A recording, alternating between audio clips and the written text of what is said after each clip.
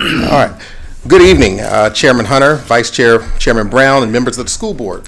This evening, our Assistant Superintendent for Business and Support Services, Mrs. Rousseau, and I will present the proposed operating budget for fiscal year 2020. Before beginning, I believe it is important to note that the Code of Virginia requires each superintendent to prepare a budget reflective of the needs of the school division. It is the responsibility of the school board to balance the needs of the school division against the available resources. I firmly believe that the budget as presented this evening supports additional funding for many of the challenges facing our school division. More importantly, in developing this budget, we have listened to the needs of our constituents throughout this process to ensure that this budget is supportive of the great work our schools and departments moving forward. We thank you in advance for your consideration of this budget and look forward to your decision at the March school board meeting. At this time, I'll turn it over to Mrs. Rousseau to get us started, and I will join her at the podium in a moment. Now you're going to have to leave the clicker, Dr. There you Parker. go. Thank you. Good evening. Good evening. Dr. Parker's asked me to do the first few slides, so let me get started with that. And probably the most significant budget driver that we have every year is the number of students that we're here to serve. So the way that the state reimburses us for our students is based on what they call average daily membership, which is exactly that. It's our average membership from the beginning of school through March 31st each year. And so you can see this trend, which shows that our average membership is trending down over this period of time, which begins in 2011. But if you notice, from 2019 to 20, you see a slight uptick. We work with Weldon Cooper to do our enrollment projections, and they have projected that we'll see an increase of 80 students for next year. So we're using that information to base our budget on, as we have for the last number of years. I do want to mention that this enrollment drop that you see over this period of time is largely due, and we've talked with you about this over the last couple of months, to the reduction in the number of military-connected students that we've seen over that same period of time. So you can see that we've dropped over 2,000 military-connected students since 2011. And again, for next year, we're expecting to see a reduction of 342 students. We base that on the number of impact aid cards that we collect from students, and we did that count over the fall and completed it last month. And so the number of students is directly related to that count, which means, and that will be the basis for our revenue for impact aid for next year. So we are reducing our federal revenue budget because of that reduction. But as you've just heard from April, we've seen kind of exponential growth in our ELL student population, and so that's certainly slightly offset the enrollment drop that we've seen in our military-connected students. And the state has projected that we will serve 1,782 ELL students next year. So this growth that she showed you that started a little earlier than this slide is planned to continue. So we need to address that in our budget. Another factor in determining the state's share of our revenue, you know that education is a shared cost in the state of Virginia, and basically across the entire state, the state pays 55% of all education costs, the SOQ portion of education costs, and localities pay 45%. In order to determine what the specific locality is supposed to pay, the state does some rather tortuous math. Something they call a local composite index to figure out what our portion of that is. And so for Newport, I'll spare you the details, but for Newport News, it's recalculated every biennium, and for Newport News, in this current biennium, the locality has to pay 27.81%, and the state pays the remaining 72.19%. So when the state determines the SOQ cost, they take their share, and the rest of it is paid by the locality. Let me hasten to say that we're talking about SOQ cost, which is the minimum cost for education. It's really not sufficient in any locality. That would be all that we would need. Okay, so this has been our budget process up until this point. We began with a retreat with the board in October. You might remember, it seemed like just a few days ago that we did that. We talked largely with you about compensation and benefits because that's a large part of our budget every year. And then in November and December timeframe, our departments and senior management input into our budget system what they believe the needs for the upcoming year will be. We had another work session with the board in January. And then we also had a joint work session with the council, which was largely about capital, but Dr. Parker did manage to mention a few things about our operating budget. Then we had a meeting with our Budget Advisory Committee in January. And then earlier this month, we had an employee input session at our Employee Communications Forum, listening to what employees thought we might need to do with our budget. And then the superintendent hosted a public input session later that same evening here at the admin building, and listened to public comment about what public members of the public thought we should do with our budget. And then we had a work session with you just last week, and that has brought us to this evening. And I'm going to turn the podium now back over to Dr. Parker. Thank you, Mr. Rousseau. So before moving forward, I just want to acknowledge any members of our Budget Advisory Committee who are here. I think we had a few that came in earlier to be a part of this presentation this evening, and we looked at an advisory committee, one that consisted of school division stakeholders and community members. So if any of our Budget Advisory Committee members are here, yep, there you go, wave in the audience, and they will also may join us at the city's presentation later in this process. As you recall, we came to the board at our last workshop with a plethora of priorities, which totaled over $20 million. And we said we obviously would have to whittle those numbers down. And tonight, this balanced budget presents a budget that has identified the key priorities that we feel moving forward in the FY20 budget will allow the division to meet some of our more significant needs. How we went about that process, one was aligning our efforts and our resources to our strategic plan and our academic agenda. As you can see from this graphic, we need to continue to focus on employee expertise. How do we attract, hire, and retain the best employees possible? A quality curriculum, which means instruction in the classroom will always move a division forward, and how can we support that? Continuing to look at other areas, accountability, financial resiliency, and how we engage with our community. So this budget is reflective of an effort to continue to align our resources with the needs of the school division and continue to strategically move forward as a division. Now, Mrs. Rousseau mentioned some of the drivers behind budget development. So I wanted to just emphasize some of the things that I just talked about, services to students and our strategic plan as being the key area where we start to form our thoughts around budget development. But we also have to consider state and city revenue, the resources that are being provided to us by two of our governing bodies. We have to look at our compensation strategy, which would include our commitment to providing quality health care for our employees. And then we look at non-compensation needs, technology, security, other things, building maintenance, that may also be drivers as we look at balancing and providing a budget that will move the division's needs forward. And as always, we want to involve our stakeholders and our community in the input process and feedback process as we develop a budget. And we felt we've done that with at least 2 public input sessions and our workshops with the board. In the area of academic supports, 2 key areas will be included in this budget. We'll start with an increased technology support. We're recommending that we continue to build the number of technology support staff in our buildings, in particular with schools that have moved forward with one-to-one conversions, where students receive an individual device for instructional purposes. And we have two of our high schools that will be in need of some additional technology assistance next year, and we would like to provide that. Additionally, this budget will provide funding for an audit of the division's academic curriculum. The last curriculum audit was completed over 10 years ago. It's a fairly extensive process, which requires a third-party consultant. And we are looking at completing a curriculum audit during the FY20 budget year. We had mentioned ESL, and it was a very timely report this afternoon, and I think this evening, and I think you have a good understanding of the needs of our ESL population, and I think our staff are doing a very good job. Some of the things that we need to continue to keep in front of us is that the state only funds ESL teachers at a rate of 17 teachers to 1,000 students. So that's a ratio of 1 to 59 students. We currently have a ratio of 1 to 34.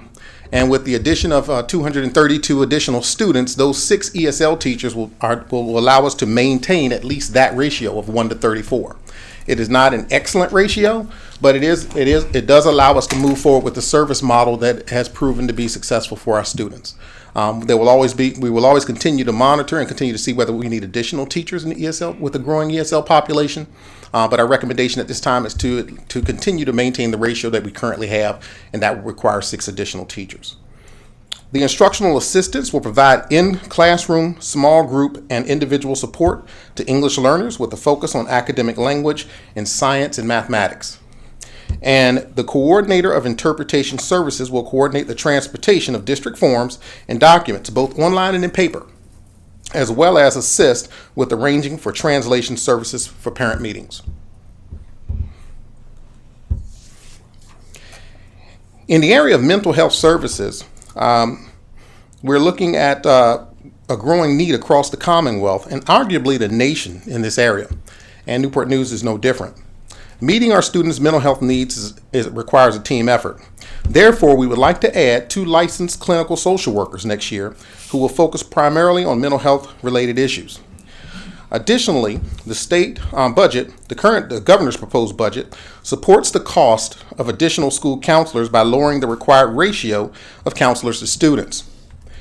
We will need to add 6 additional school counselors at the elementary level if the state budget is passed with a lower ratio of school counselors to students.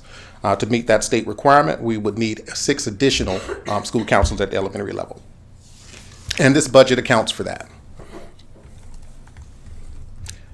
In the area of school safety, safety is of our students is our top priority. Therefore, the budget supports the addition of 2 security officers at 2 of our elementary schools, Carver and Epps Elementary. We currently have 4 other elementary full-time security officers at 4 other elementaries. And we're looking at our larger elementaries. Most of our elementaries have either part-time elementary security staff, and by increasing the number of security officers at the elementary level, we can also start to shift some more support to our preschools, which is where we intend to do so. In particular, 2 early childhood centers, Denby and Watkins, would receive additional assistance as a result of this addition in staff. This budget supports the installation of a visitor management system that will serve all of our school offices. Today, our schools use paper sign-in systems or some standalone software that they have purchased, but we wanted to provide a common system with updated capabilities that will be integrated with our student management system. The system will be used to identify visitors and cross-reference with state data banks, such as the sex offender databases. Additionally, the system will issue visitors badges and monitor volunteer hours. So we're trying to look at a consistent process for visitors to our schools, and this will allow us to implement that. Finally, we're looking at safety upgrades such as security cameras at Woodside, Minchville High Schools, and Passage Middle School. And other upgrades include fire and intrusion systems at Yates Elementary and the Achievable Dream.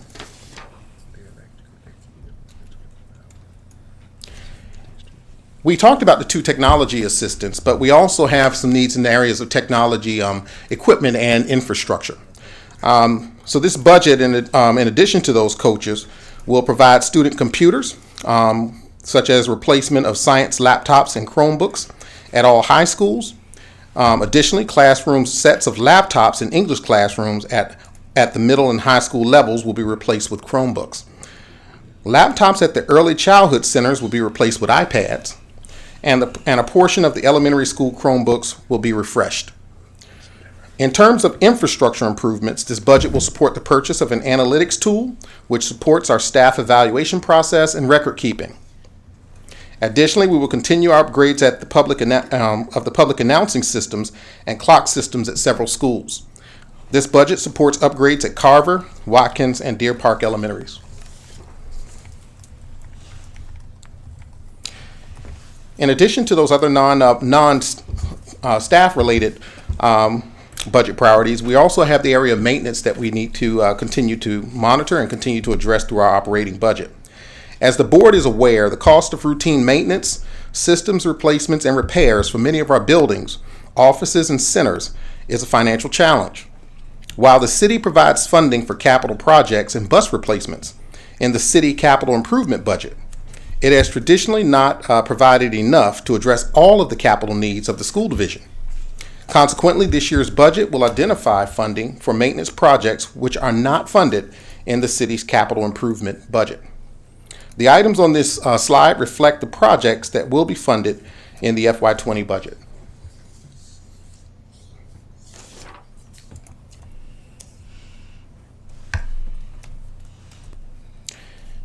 As we look at the dollar impact of the added positions, an additional $1.7 million will be needed to support the increase of 21 new positions. However, you will see later in this presentation that we have trimmed some of our current allocation for staffing to accommodate this balanced budget, which will be presented to you in the following slides.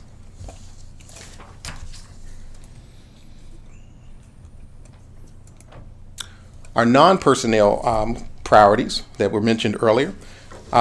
Technology, the total will be $3.7 million.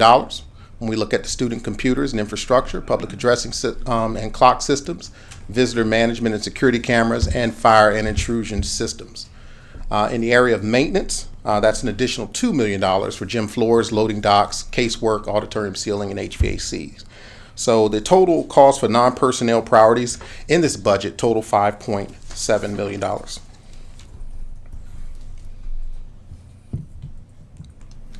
When we move to the area of compensation, with the exception of last year in 2015, it has been customary for the board to support compensation increases based on a cost of living adjustment and compression.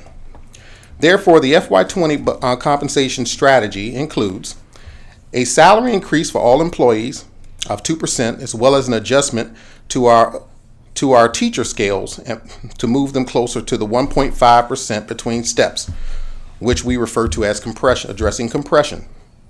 When you factor in the 2% salary increase and compression, the resulting average increase for teachers will be 3.1%. which is basically a range from 2.1% at the lower end of the scale to 3.7% for employees with more experience. Additionally, we will provide experience adjustments to our support staff to address the compression that we created when we raised the starting pay for those groups. And finally, this budget will support raising the starting pay for bus drivers to $14.81 next year. That's a move to a higher range on their scale of 3.5%, and a 1% range adjustment made which is normally made compared to a 1% range adjustment which is made most years. So if we look at our scales, and our compensation strategy calls for us to look at division comparisons and to continue to compare ourselves with other divisions to remain competitive in this region. We want to attract, hire, and retain the best talent. As do all school divisions. So annually, we compare our starting salaries, and we also compare incrementally where we compare with other divisions. The teacher salary scales are broken up by bachelor's degree and master's degree as represented on this slide, with the bachelor's degree being represented at the top and teachers with the master's degree at the bottom portion of the slide. It's important to note that over 56% of our teachers come to Newport News or currently have a master's degree, which would put them on the bottom scale, bottom comparison sheet. So when we look at increments, 0 years, 5 years, 10 years, 15, 20, 25, and 30, we can see that Newport News Public Schools is very competitive at the first 10 years of in terms of comparisons with other divisions. When we get to beyond 15 years and beyond, we start to take a dip, which is one of the reasons why compression is so important. That allows us, when we give our annual increases, to address the employees with the most experience in our division with a higher percentage raise, which will continue to close the gap on other school divisions as well. So our compensation strategy that we currently have continues to address a competitive wage for our teachers in comparison to other local districts. It's important to note that other districts, while we're looking at this right now, they're probably looking at the same thing. So they're with the same goal in mind. So we continue to assess this annually, and we continue to ensure that our compensation strategy will allow us to remain competitive. Bus driver salaries are no different. We increased our bus to pay for our bus drivers in this year's budget to make them more competitive, but it's always a moving target. And this year's and we're proposing with the increase to 1481 to have our bus pretty much just probably at the top of that scale right now, unless there are adjustments from other divisions. So we feel that this move this year will continue to allow us to attract and retain bus drivers. As you're aware, we're the largest school division on the peninsula, so we need a lot of bus drivers, and we need to keep those buses on the road. So to remain competitive is in the best interest of the school division. So this budget will raise bus driver starter pay to $14.81, and which puts them on, which is a significant adjustment. We have increased in the past, we've increased the starting pay for our support staff. And in that process, we moved any staff members who were below that starting pay to that starting pay, which created a lot of compression for employees who were already employed by the school division. So we would like to give experience adjustments to these groups this year to address that compression. And this budget will allow for that, for us to address the compression for our support staff created by previous starting pay increases. We still have some work to do, as you can see, in terms of our support staff salaries, and that is something that we need to continue to monitor and work on in future years. But we also feel that this experience adjustment will better serve our experienced employees who've been with us for a while. So in addition to compensation, we also are looking at an increase in healthcare and addressing that in this budget. My proposed budget includes an increase of $3 million of the employer share of the healthcare plan. This chart provides some clarity on why this is necessary. This chart shows our claims and administrative costs represented by the top figure of the graph from 2011 to 2018. Prior to this year, the last spike that occurred in our healthcare program occurred in 2011. The claims number for 2010 was $26.1 million, and you can see that spike went up to 29.5 in FY11. Now, the result of that, at the time, they raised employer premiums and employee premiums. They raised co-pays and deductibles in order to compensate for that spike. We're not proposing to do that in terms of our health care this year. Even though we've had a spike, what we're proposing to do is to raise the employer share and to try to look at alternate means of deferring any cost to employees. So that is reflective in the budget we're proposing this evening. So when we look at the entirety of the slides of the additions that we just talked about, our salary increases of 2% cost $4.4 million for all employees. To do the compression and experience adjustments for teachers and other support staff, $2.6 million. Healthcare, to raise the employer share, $3 million. Now, one of the things that how we're compensating for some of that in this budget, to balance our budget, we also had to look within to look at our current FY19 budget to see where we could trim our budget a bit to save a few dollars to defer some of the cost. And in this particular case, we looked at our turnover ratio in terms of how many experienced staff we lose each year compared to hiring new staff. There is a savings when you hire when you lose a teacher to retirement or an employee to retirement and bring in a first or second year person. There's a savings there in salary. So we have factored in $1.8 million for turnover of staff. And that by looking at our previous years, so we can feel that would be a reasonable savings in that area. We also have looked at our administrative staffing ratio by student and found that we can downsize by 3 positions, administrative positions, which will save us $300,000. And we also looked at our current teacher ratio of teachers at middle school. And our current ratio at the high school level is 18.5 to 1. We're recommending to bring that ratio at the middle school level to 18.5 to 1 as well, which will be consistent with the high school. And there's a savings there in budgeted staff positions, which are currently not filled, but in budgeted staff positions of $400,000 by doing so. So when you take into account the items where we've trimmed our budget a bit from FY19, we have a savings of roughly about $2.5 million that we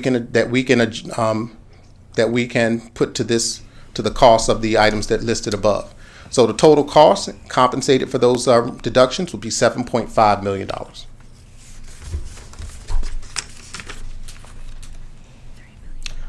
At this time now we'll talk about the FY20 budget. I'll bring Ms. Rousseau back up and she'll share with the board how we balance that budget. So Ms. Rousseau, I'll turn it back over to you.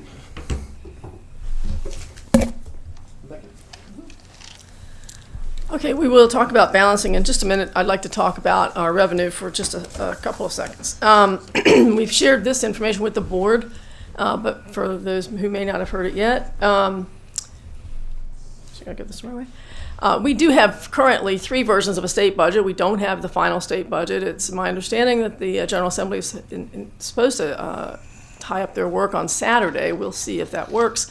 If they do, then perhaps we'll have a final state budget next week, and we'll know with some certainty what our state revenue will look like. Currently, this version of the budget is based on the governor's budget, which is in the first column there, which, as you can see, produces a revenue for us of $198.5 million. The House version of the budget would result in $300,000 less in revenue to us, and the Senate's version of the budget would mean $1.3 million less in revenue to us. They have a few different differences, and one is regarding teacher pay. Excuse me. In both the governor's budget and the Senate version of the budget, they're proposing 5% effective 7/1/19.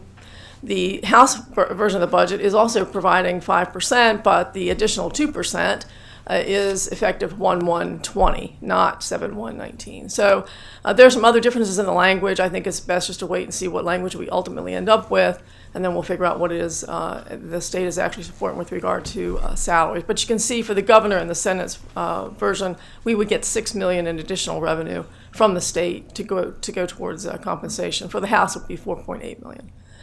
But the House is actually, my understanding from what I've read, some of the additional money from supplemental lotteries intended to be spent on salaries. So Dr. Parker talked about counselors. You can see that I've listed here what the ratios are that each version of the budget is going to. Both the governor and House version of the budget are the same and would require us to hire 6 additional counselors at the elementary level. The Senate version of the budget is not moving to as low a ratio, and so we would not have to hire any additional counselors with the Senate's version of the budget. Excuse me. Then for the at-risk add-on and supplemental lottery, you can see that there's some slight differences in the versions of the budget that result in the difference in total revenue. So we'll see, again, hopefully next week, what the state ends up doing with their budget, and then we'll have a little more certainty around that part of our revenue. This is a revenue summary showing our revenue by major category. You can see that the $9.8 million in additional revenue from the state, again, based on the governor's version of the budget, would be a 5.2% increase in revenue from this year. This version of the budget is built on an assumption that we would have $2 million in additional funding from the locality, which would be a 1.8% increase in city revenue over this current budget. I talked earlier about the need to reduce our federal budget, federal revenue budget, because of the reduction in number of kids that are military connected, and so you see a $500,000 reduction there, which is a 14.1% reduction in that revenue stream. And then our other revenue category is much smaller in terms of dollars, and it's a large number of categories. We're expecting about a $100,000 increase. It's largely due to increased cell tower rentals, which is 6.8% increase in that revenue stream. In total, $11.4 million, or 3.7% above this year's budget for total revenue. So just a couple of pictures, because this is the best we can do for budget pictures. This is a summary of our revenue, and you can see that the blue slice is our revenue from the state. Just under 63% of our revenue comes from the state. And the city is the red slice, and just under 36% for next year would come from the city based on these set of assumptions. And then you can see that 1.5% would come from our federal and other sources, so a very small slice of our pie. The This slide looks at the expenditures, which Dr. Parker reviewed with you. You can see that for next year, based on this version of the budget, we'd have 73.2% of our cost related to instruction. And then you can see the other slices. Operations and maintenance is 10.8%. Remember that includes security in addition to operations and maintenance. Transportation kind of stands on its own, as does technology. And then the red slice is administration, attendance, and health. Remember that the administration is also our school-based administrators in addition to our central office administrators. And then the health portion is our nurses that are in all of our schools. And we have some attendance officers that are in the attendance part. So that's what's in that slice. Okay, so here's how we have balanced our budget. Much of this Dr. Parker has mentioned to you already, so I don't think I need to read the entire slide. But at the top of the slide, we have all of the compensation-related changes down through the teacher staffing ratio update, the $400,000 reduction there. Then we have the health plan increase about the center of the page. There's a $3 million increase for that, as we've talked about. We haven't talked about this, but just so you know, we have several programs at New Horizons. We have children that receive special ed services, CTE services, as well as gifted services there. We pay them tuition for the services that they provide to us, and our New Horizons tuition is currently expected to be $600,000 higher for next year. If we didn't educate them there, we'd have to educate them here, so there would certainly be some increase either way. Our fuel and utilities budgets are up $500,000 over this year for next year. And then Dr. Parker talked with you again about the cash capital that we have in the budget for both maintenance and technology, so that $5.7 million is there. And then, as in every budget, we had some one-time cost in this year's budget that we have reduced, so that's the $1.1 million reduction. And we've also have an assumption of $3.5 million of attrition that we will take out of the budget. You recall that we've talked with you about the fact that in the past that's been used at the end of the year to cover the capital maintenance and technology things that are not in our budget. So this year the plan is to put them in the budget, so the attrition is out.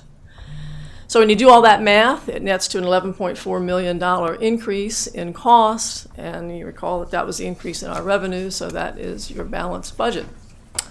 So what happens next is you are scheduled to have a public hearing on the superintendent's proposed budget at your meeting on March the 12th. And then you are scheduled to vote on a budget and make it your own on March the 19th.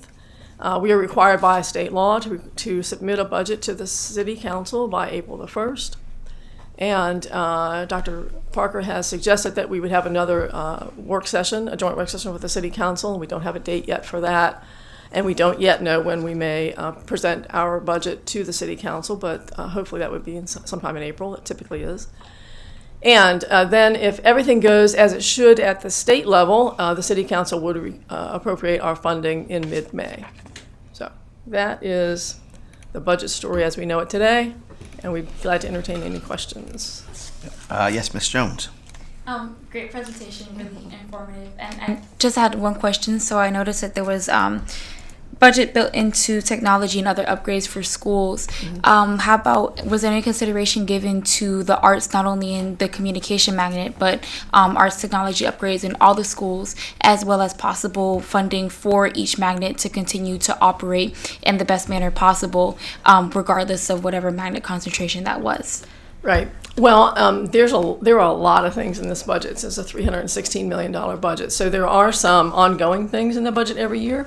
And so, yes, there's some funding in the budget, as there is every year, for our magnet programs. Now, to tell you specifically what's in there for each magnet program, I'm not able to do that tonight because I can't carry that many things around in my brain, but we can certainly find that out for you.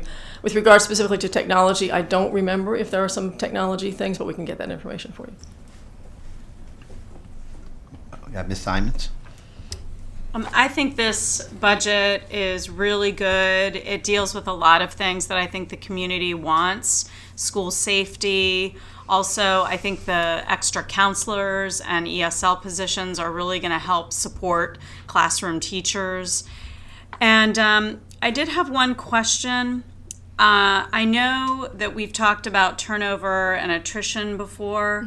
and I see the 1.8 for turnover and the 3.5 for attrition, but I don't quite understand what's the difference between those two. Okay, well, let me try to explain that. So the turnover is the difference in the salaries, as Dr. Parker was mentioning. If we lose a veteran teacher who's a 30-year teacher is making the top of the scale, and we hire a new teacher, they're making less. And so the difference in the salaries is what we refer to as turnover. So that was the 1.8 million. So the attrition is vacancy savings, essentially, that we have. You know, that all our positions are not filled every day. Unfortunately, as best as HR tries, that's not doable. So there are some vacancy savings in the budget, and that's what the attrition is. And this is kind of a response to some feedback we got from City Council last year that they wanted the transparency on the attrition and the turnover, and so now you all have put that in the budget for... It's in the budget, yes, ma'am. Okay, all right, thanks. Anyone else? Ms. Sauls-Laws. Let's say that the Senate version of the budget ends up what we end up with. Let's not. Yeah. Devil's advocate here. Okay. Or, I'll play along. yeah. What will we do about the counselors? If it's not included in the budget, what is our district's position on what we would do? Would we reallocate that money that we've put into the budget for 6? Or would we parse that back and do some reallocation of that funding? I'm going to let Dr. Parker answer that question, because that'll be his call, not mine. That's a very good question. We would obviously have to look at the remaining priorities that we were not able to accomplish. And this is obviously in the area of mental health services, and we would engage the board to see, do we want to do a little bit more with mental health services in terms of licensed clinical social workers? Do we want to do something else in another area? I remember we had a list of over $20 million in priorities. So if there is a different version, but I think the Senate version, if I'm correct, comes with less funding also, am I correct? $1.3 billion, yes. Yeah, so there will be, give and take there to depend on whether we can do more in another area or the same category. But we would engage the board to have that discussion. Okay. And then one last question, and this will probably bring Mary Lou back to the podium.